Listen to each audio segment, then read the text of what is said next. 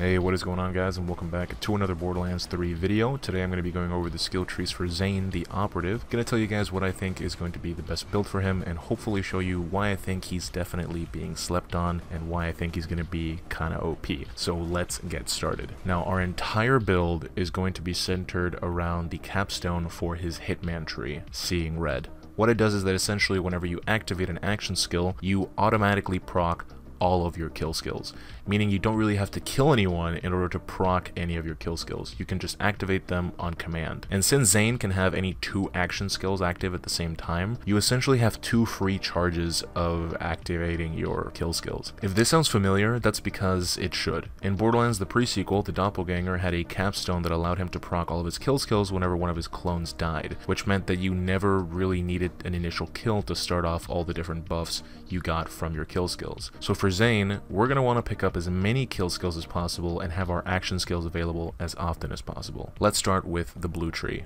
In the first row, we're going to take Violent Speed, which gives us 20% move speed after a kill. And to go hand in hand with that, we're also going to take Violent Momentum, which gives us a considerable gun damage buff whenever we're moving, and the faster we're moving, the stronger the buff. We then want to pick up Salvation, which gives us 10% lifesteal after a kill. We're then also going to take Death Follows Close, which increases the effectiveness of all of our kill skills by 20% and increases their duration by 7 seconds. This one is pretty much a no-brainer. We're then going to pick up Playing Dirty, which gives our first 5 shots after a kill a 50% chance of shooting an additional projectile. It's essentially Two Fang as a kill skill. If this kill skill refreshes on kill like all other kill skills, you pretty much have almost always a 50% chance of proccing Two Fang, which is really strong. We then want to spend 4 points to move down the tree, and I put those points into Cool Hand, which increases your reload speed and increases it even further after a kill, but you could alternatively put them into Violent Violence for some extra fire rate instead. Just don't put any points into Good Misfortune, because we do not want our action skill to last a long ass time. We want them to go on cooldown as fast as possible so we can call upon them again whenever we need to proc our kill skills. And finally, we can pick up Seeing Red, which allows us to do that in the first place. Like I said, we want to have our action skill ready as often as possible, so we're going to take the 2 action skills that have the shortest cooldown, Barrier and Digiclone. Let's start with Barrier, which is the action skill for the green tree. Barrier creates a shield that blocks projectiles but allows you and your allies to shoot through it and deal increased damage. You can also pick it up and move around with it, but naturally it decreases in size. It's literally Volt's shield from Warframe. Here we're going to put 5 points into Adrenaline, which increases our action skill cooldown rate based on how full our shields are. To go hand in hand with that, we're also going to put 5 points into Ready for Action, which reduces our shield recharge delay and increases our shield recharge rate by 30%. After this, we can also pick up some augments for our Barrier, and the ones we want are Charged Relay and Nanites or Sunshite.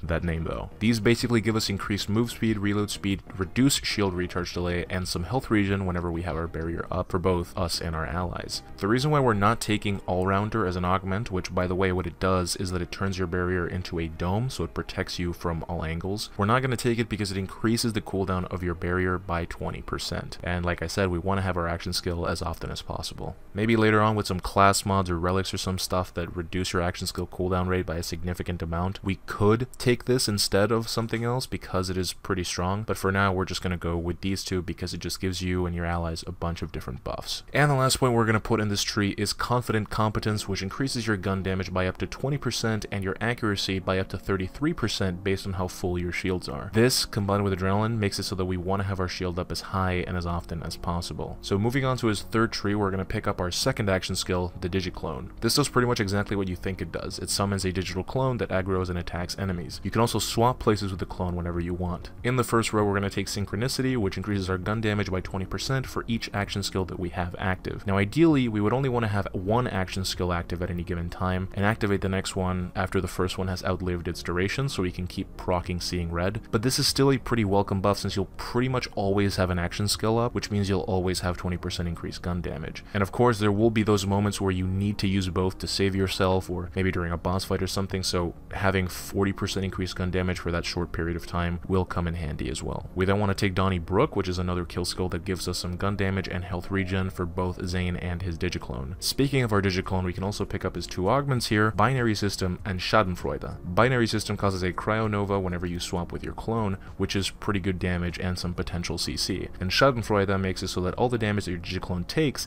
is transferred to you as shields. And with our last point, we're going to take Quick Breather, which makes it so that whenever you swap places with your clone, your shields immediately start regenerating. Zane's skill trees have amazing synergy with each other. His Seeing Red capstone lets him easily reap the benefits of the million kill skills he has.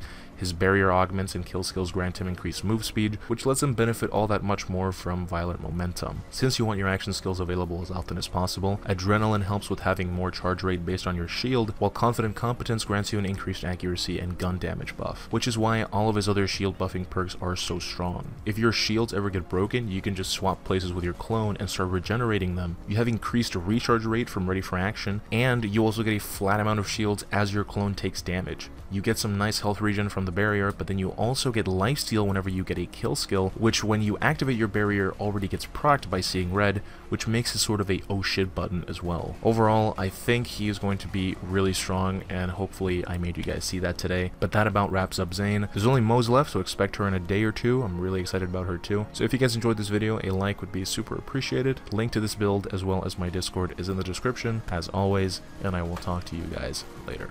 Take care.